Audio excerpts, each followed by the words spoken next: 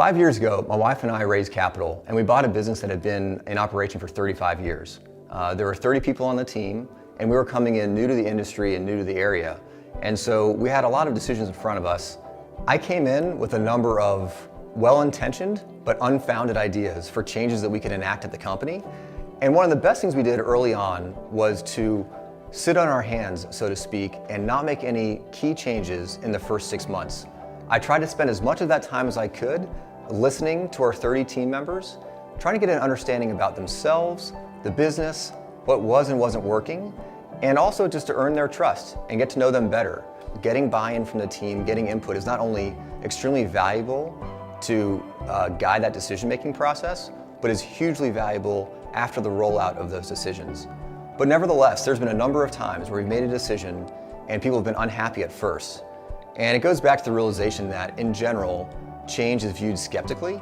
And for us, we've tried to let some of those decisions sit for a while. We've seen benefit in people just getting over the shock of the change, and then a few months later, revisiting it and saying, how are we doing with this decision? Are we still skeptical and scared of it, or is it actually not as bad as we thought? A few of our decisions have ended up being not nearly as bad as we thought, and we've stuck with them. A few of the other ones, and some important ones, for example, moving offices, that resulted in some pretty extreme commutes for some of our team. We're revisiting that decision and reopening the case there.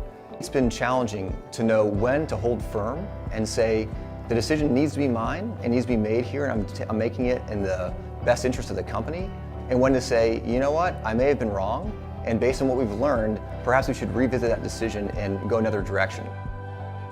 For us, communication's been key. And I think we've really fallen flat a few times there where we haven't communicated nearly as clearly as we thought we had. One thing I've come to expect is, if I don't communicate something clearly, it's going to be misunderstood. And if I leave something out, it will be filled in incorrectly.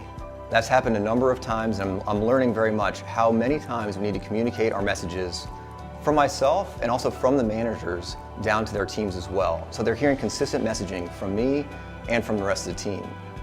Our decisions that we make every day on the direction of the company, on the atmosphere here in the office, on who we add to the team, can have not just an impact on how the company does, but in how someone views their role here at the company and in reaching the objectives that we've laid out, but also in how they view themselves in light of Christ and Christ's love.